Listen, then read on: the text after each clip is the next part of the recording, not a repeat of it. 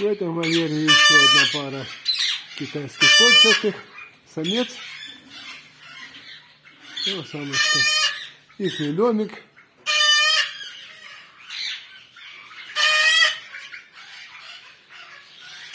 Домик обшит уголком. Грызут сильно.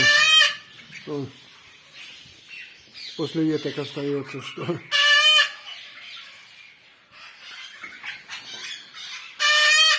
пара тоже уже давала приплод.